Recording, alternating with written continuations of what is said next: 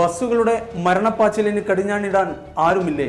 കഴിഞ്ഞ ദിവസങ്ങളിലായി വിദ്യാർത്ഥികളടക്കം നിരവധി പേരാണ് ബസ് അപകടത്തിൽ മരണത്തിന് കീഴടങ്ങിയത്.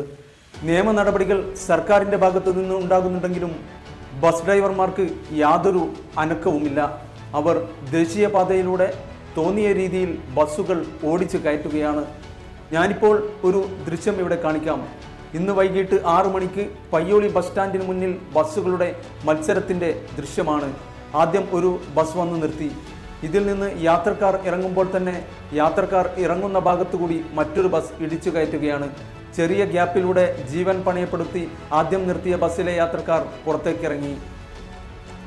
രണ്ടാമത് വന്ന ബസ് അതുവഴി മറികടക്കാൻ ശ്രമിച്ചെങ്കിലും വഴിയുണ്ടായിരുന്നില്ല.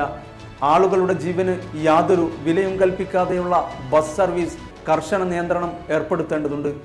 പയ്യോളി ബസ് സ്റ്റാൻഡിൽ ബസ്സുകൾ വരുമ്പോൾ യാത്രക്കാർ ഓടി രക്ഷപ്പെടുന്നത് പതിവ് കാഴ്ചയാണ്. ഏതു വഴിയാണ് ബസ് വരുന്നതും പോകുന്നതും എന്ന് ആർക്കും ഒരു പിടിയുമില്ല.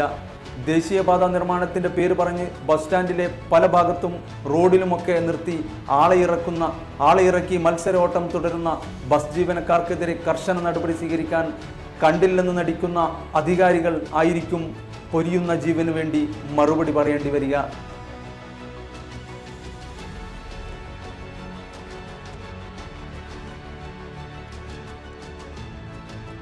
അധികാരികളുടെ ശ്രദ്ധയിൽപ്പെടുത്തേണ്ട കാര്യങ്ങൾ ഇതിൽ നൽകിയിട്ടുള്ള വാട്സപ്പ് വഴി നിങ്ങൾക്കും അറിയിക്കാം. അഭിപ്രായങ്ങൾ കമൻറ്റിൽ രേഖപ്പെടുത്തുക. മറ്റൊരു വിഷയവുമായി അടുത്ത ആഴ്ച കാണാം.